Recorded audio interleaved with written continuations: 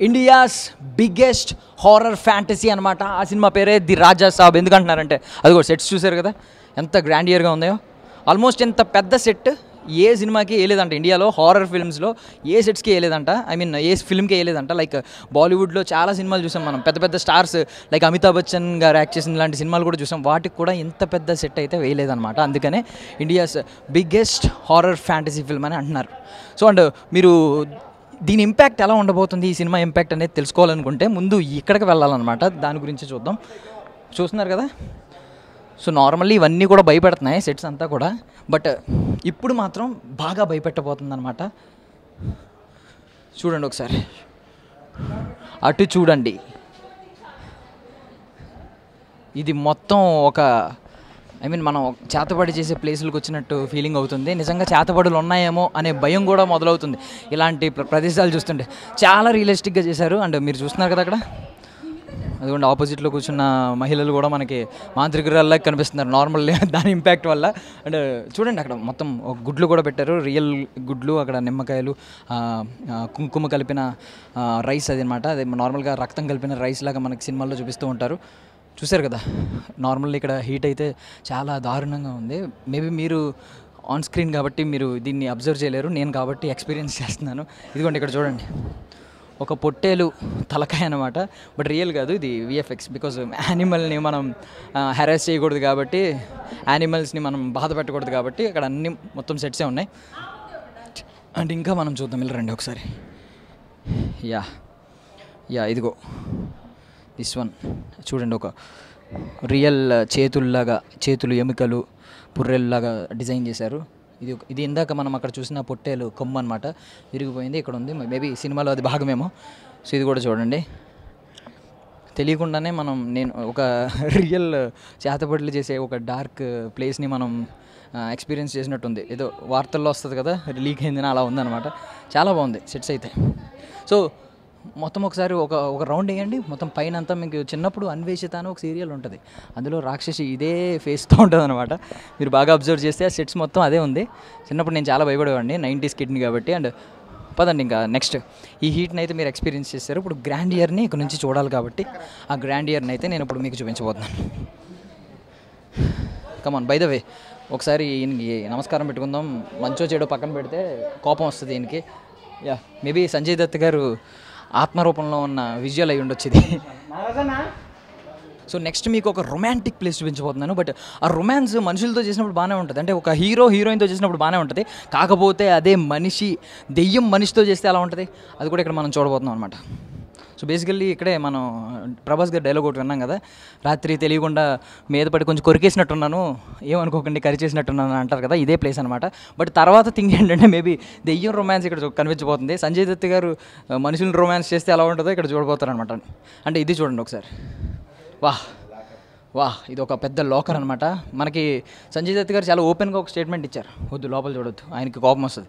సంజయ్ దత్ గారు ఏమన్నారంటే, ఈ భవనం మొత్తం నా కాలేయం మీన్స్ నా శరీరం లాంటిది, ఇందులో ఉన్న ఆస్తి అంతా నాకు ప్రాణం అని చెప్పి, నా ఆస్తి ఇదంతా అని చెప్పి, ఆయన చనిపోయినా నేనే అనుభవించాలి ఈ ఆస్తిని అని అన్నారు. సో మనం ఎక్కువ విట్నెస్ చేయకూడదు. ఆయన చాలా పకడ్బందీగా డిజైన్ చేసుకున్నారు ఆ లాకర్ని. లోపల ఏమున్నాయో మనకు తెలియదు, ఓపెన్ చేస్తే మాత్రం ఆయన కోపం వస్తుంది, మళ్ళీ మన మీద కూడా పగబట్టే ఛాన్స్ ఉంది. అండ్ పెయింటింగ్స్ మీరు ఎక్కడ చూసినా ఈ పెయింటింగ్స్ అయితే చాలా గొప్ప గొప్పగా ఉన్నాయి. అంటే ఇంకో చూడండి, నల్లపిల్లి, మనకి నల్లపిల్లి అంటేనే నార్మల్గా భయం. ఆ నల్లపిల్లి పైన ఏదో ఉంది సంథింగ్, ఒక గుండెలోంచి రక్తం పడుతున్నట్టు సంథింగ్ ఏదో ఉంది. ఇవన్నీ మనకి మేబీ డార్క్నెస్ గురించి, కొంచెం ఈ డార్క్ సైకాలజీ గురించి, లేదంటే కొంచెం ఇలాంటి దెయ్యాల సబ్జెక్టులు తెలుసుకున్న వాళ్ళకి బాగా తెలుస్తాయేమో. చూడండి ఇది కూడా భయంకరమైన పెయింటింగ్స్ అయితే మొత్తం భవనం మొత్తం ఉన్నాయి. ఇది మరి సంజయ్ దత్ గారు ఇష్టపడి వేయించుకున్నారు యాజ్ పర్ ది రాజా సాబ్ కథ. అంటే ఇంకా లోపలికి వెళ్దాం. ఇక్కడైతే యూ విల్ విట్నెస్ సంథింగ్. ఇదిగోండి, నిజంగా ఒక పిశాచి దిగులుగా ఒంటరిగా కూర్చుంటే ఎలా ఉంటుంది అనమాట. దానికి అప్పుడే ఒక కోరికలు వస్తూ ఉంటాయి, మనుషుల్ని ఎలా నాశనం చేయాలంటే. ఇది ఇంకా భయంకరంగా ఉంది. అంటే మనకి సమాజంలో కూడా ఇది బాగా సెట్ అవుతుంది. ఎలా అంటే 1000 కళ్ళు మనల్ని చూస్తూనే ఉంటాయి. 1000 కళ్ళు కూడా మంచి ఉద్దేశంతో చూడవు, అందుకే రెడ్ కలర్ వేశారు. మనల్ని సమాజం మొత్తం చూస్తూనే ఉంటుంది, ఎలా వీడిని నాశనం చేద్దాం, ఎలా వీడిని నెగిటివ్గా పోర్ట్రేట్ చేద్దాం అని చెప్పి. అది సింబాలిక్గా కనిపిస్తుంది. బట్ ఇది ఒరిజినల్గా అయితే అదొక హారర్ కైండ్ ఆఫ్ థీమ్లో వేసిన పెయింటింగ్ అనమాట. అండ్ ఇది మొత్తం లైబ్రరీ. చూడండి ఒక అద్భుతమైన లైబ్రరీ. ఇలాంటి లైబ్రరీ కనుక మన ఇళ్ళల్లో ఉంటే మనం ప్రతి ఒక్కరం ఒక షేక్స్పియరో ఒక బాబా సాహెబ్ అంబేద్కరో అయిపోతూ ఉంటాం. చాలా అద్భుతంగా ఉంది కదా. అండ్ మోర్ ఓవర్ అక్కడ ఒక మెట్లు కనిపిస్తున్నాయి మీకు. ఆ మెట్లు గురించి మీకు ప్రత్యేకంగా చెప్పాలి. ఇది మీరు ఎప్పుడన్నా చూసినట్టు అనిపిస్తుందా? అనిపించాలి. ఎందుకంటే ఇది ప్రభాస్ గారి సినిమాలోనే మీరు అబ్జర్వ్ చేశారు. ఆ సినిమా పేరు కూడా ఇప్పుడు నేను రివీల్ చేస్తున్నాను, ఎందుకంటే మీకు ఇంకా తట్టలేదు కాబట్టి. ఆ సినిమా పేరే అనమాట. ఇంకా గుర్తురాలేదా? సో ఒక లవ్ స్టోరీ, ప్రభాస్ గారు ఒక లవ్ స్టోరీలో రీసెంట్గా యాక్ట్ చేశారు. దాని పేరే రాధేశ్యామ్. వదిలే, పైకి వెళ్తుంటే కొంచెం భయంగా ఉంది నాకు కూడా. రాధేశ్యామ్ సినిమాలో ప్రభాస్ గారు ఫస్ట్ ఒక ప్రీల్యూడ్, ఒక టీజర్ వచ్చింది కాబట్టి ఆ గ్లిమ్స్లో ఫస్ట్ ప్రభాస్ గారు ఇలా దిగుతూ ఉంటారు. ఇదే ఆ సెట్ లాగా ఉందన్నమాట. మేబీ ఇదే సెట్టో లేదంటే దాని కైండ్ ఆఫ్ డిజైన్ ఇది కూడా ఉందో లేదు. అండ్ మోర్ ఓవర్ ఒకసారి సంజయ్ దత్ గారిని చూపించు. సో సంజయ్ దత్ గారిని ఇక్కడ అబ్జర్వ్ చేస్తే ఆయన ఎప్పుడో పురాతన కాలంలో జన్మించిన వ్యక్తి. ఆయన మనవల్లో ఒకడు ప్రభాస్ గారు, యాజ్ పర్ ది రాజాసాబ్ కథ. బట్ పురాతన కాలంలో కూడా ఎంత స్వాగ్, ఎంత స్టైలిష్గా ఉన్నారు సంజయ్ దత్ గారు. ఇదనమాట మన ఐ మీన్ జెన్జీ కదా ఇప్పుడు అంతా. సో జెన్జీకి అనుగుణంగా ఉండేలా డిజైన్ చేశారనమాట ఇదంతా. మోర్ ఓవర్ ఇక్కడ ఒక తాళం ఉంది. మేబీ సినిమాలో ఇది ఏమన్నా కీ రోల్ అవ్వబోతుందా? ఐ మీన్ ఈ కీ ఏమన్నా కీ రోల్ ప్లే చేయబోతుందా చూద్దాం. మేబీ సినిమా చూసిన తర్వాత మనకి అది అర్థం అవుద్ది. ఇక ఇప్పుడు అస్సలైన గ్రాండ్ ఇయర్ మీకు చూపించబోతున్నాను అనమాట. యాక్చువల్లీ ఈ సెట్ డిజైన్ చేసింది రాజీవన్ నంబియార్ అని ఒక మంచి ఆర్ట్ డైరెక్టర్. ఆయన కెరియర్లోని ఇది ఒక పెద్ద సెట్స్ అని చెప్పి ఆయన కూడా చెప్తున్నారు. అండ్ ఒకప్పుడు మనకు బౌన్సర్లు బ్లాక్ డ్రెస్లు వేసుకుని ఎలా ఉంటారు, ఒకప్పుడు ఇలా ఉండేవారు అనమాట. మన రాజుల కాలంలో రాజులకి సైనికులు ఈ కైండ్లో ఉండేవారు అనమాట. మేబీ ఎలా ఉంటారని లేదు కానీ కొత్తదనం చూపించారు. కల్కి సినిమాలో ఎలా చూపించారో ప్రభాస్ గారి విషయంలో కొన్ని అప్డేటెడ్, ఇది కూడా అలా కొత్తగా చూపించారనమాట. అండ్ మీరు ఇది కూడా బాగా అబ్జర్వ్ చేశారు. ఈ ఫ్యాన్స్ తిరుగుతూ ఉంటాయి కదా, మీరు ఇది కూడా చూస్తుంటారు. యాక్చువల్లీ అక్కడ రెగ్యులేటర్ ఉంది, అది తిప్పుతుంటే ఈ ఫ్యాన్స్ తిరుగుతున్నాయి అనమాట. సో ఇది మనం సినిమాలో చూసాం. సో యాక్చువల్లీ ఎక్కువ తిరిగేస్తున్నాయి. సో ఇదనమాట. అండ్ పైకి ఒకసారి వెళ్దాం. ఆ స్టెప్స్ చూసారు కదా. సో అండ్ మోర్ ఓవర్ ఇదే ప్రభాస్ ఫస్ట్ లుక్లో మనకి కనిపించారు కదా. ఫస్ట్ లుక్లో చాలా పాష్గా ఒక స్టిల్ ఇచ్చారు కదా, ఇదే అన్నమాట అది. మేబీ నేను కూడా కూర్చుంటే సంజయ్ దత్ గారికి మనవడిని అవుతానేమో చూద్దాం. ఆయన కూడా నన్ను వెంటాడి మేబీ నాకు ఏమన్నా ఆశిస్తారేమో చూద్దాం. Yeah, next. సో ఇక మనం పైకి వెళ్దాం రాజభవనంలోకి. అదిగోండి రాజాది రాజా. సంజయ్ దత్ గారి పేరు నాకు తెలీదు, బట్ రాజాది రాజా, మహారాజా, చక్రవర్తి, చనిపోయిన తర్వాత కూడా ఆస్తిని అనుభవించాలనుకుంటున్న మన సంజయ్ దత్ గారు ఇక్కడే ఉన్నారు. మరి ఆయన చిహ్నం ఏంటో తెలియదు కానీ కింద లియో సినిమాలో లాగా ఒక గ్రెద్ద ఉందన్నమాట. దీన్ని డ్యాగ్ అంటారు, కొంతమంది గ్రెద్ద అంటారు. బట్ ఇది చాలా ప్యూర్ ఐరన్, అసలు మొయ్యలేకపోతున్నాను. ఓ మై గాడ్, మేబీ ఇది స్టిక్ చేస్తారేమో. నేను చాలా కష్టపడ్డాను దాన్ని లేపడానికి. ఎస్, ఇది కూడా చాలా బరువుగా ఉంది. బట్ గోల్డ్ కాదు, బ్రాంజ్. గోల్డ్ అయితే మనమే తీసుకెళ్ళిపోయే వాళ్ళం. ఎస్, చూడండి ఇవన్నీ వింటేజ్లో ఒకప్పుడు మన ఓల్డ్ ఆర్కిటెక్చర్ ఉండేది కదా ఇదంతా. అండ్ ఓల్డ్ అప్పుడు థింగ్స్ ఇలా ఉండేవన్నమాట. దీపపు కుందీలు, బికాజ్ అప్పుడు ఎలక్ట్రిసిటీ లేదు. బట్ ఇందులో ఎలక్ట్రిసిటీ కూడా ఉందనుకోండి. అండ్ సో ఇంకా మిగిలిన ప్యాలెస్ కూడా చూసేద్దాం. మై గాడ్, అడుగడుగున మర్రి చెట్టు. అంటే మర్రి చెట్టు యాక్చువల్లీ ఒకప్పుడు ఏంటంటే ఇలా భవనాల మధ్యలో మర్రి చెట్లు ఉండేవి. అంటే అందరికీ కాదు, కొన్ని భవనాలు ఏంటంటే పాడుబడిన భవనాలు అంటారు. వాటికి ఏంటంటే మధ్యలో చిన్న రావి చెట్లు, మర్రి చెట్లు మొలిచి పెద్దగా అయిపోయి ఇంకా ఇలా ఓడలు ఏలాడుతూ ఉంటాయి అన్నమాట భవనాల్లో.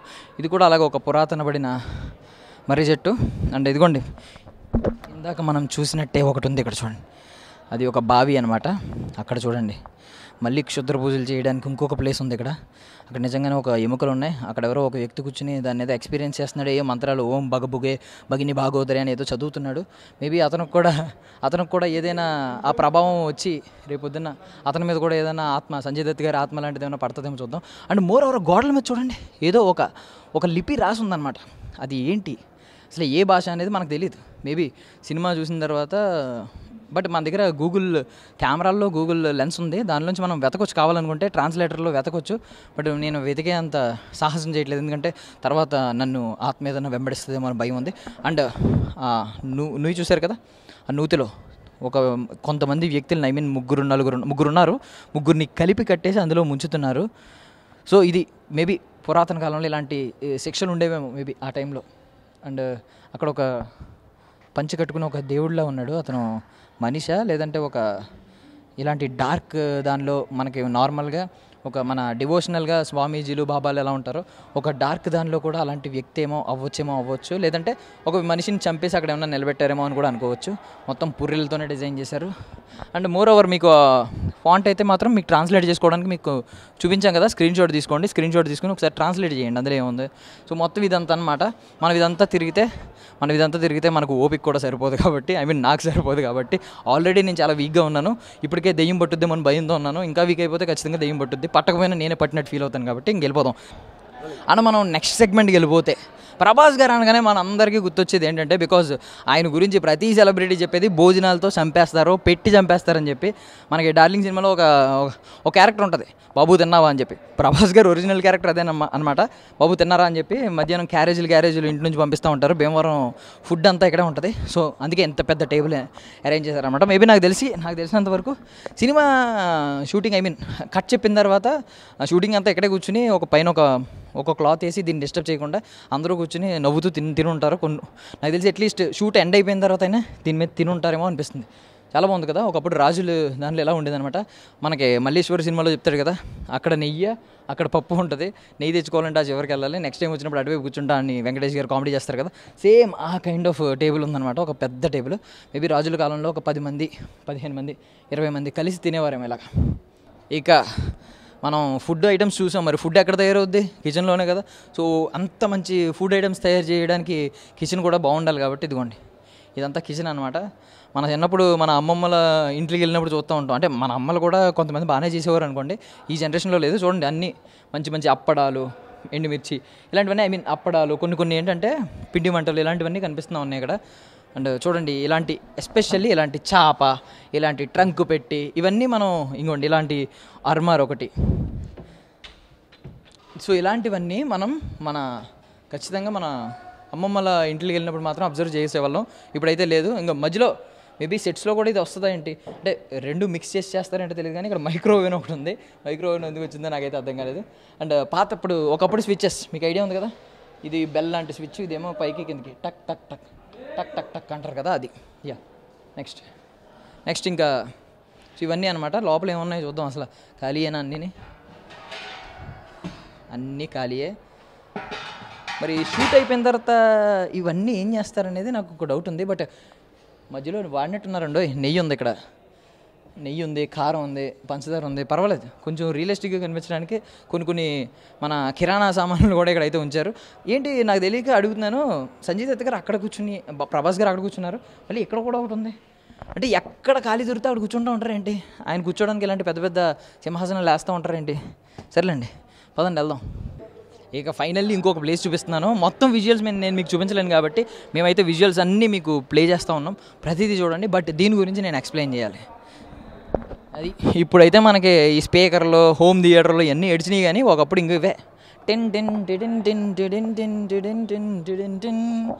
అంటే నాకు పొరపాటున ప్రభాస్ గారి బదులు వెంకటేష్ గారు గుర్తొచ్చేశారు.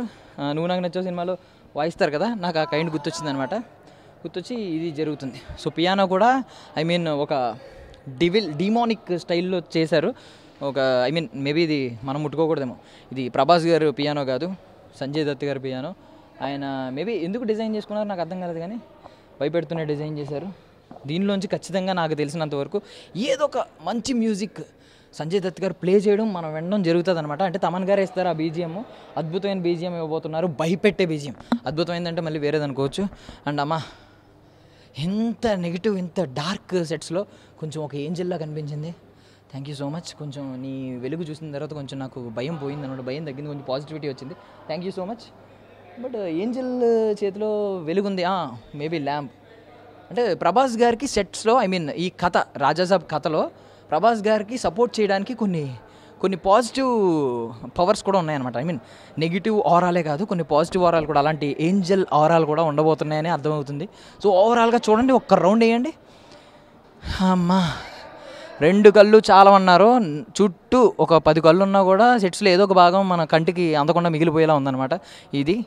ఇది సిచ్యువేషన్.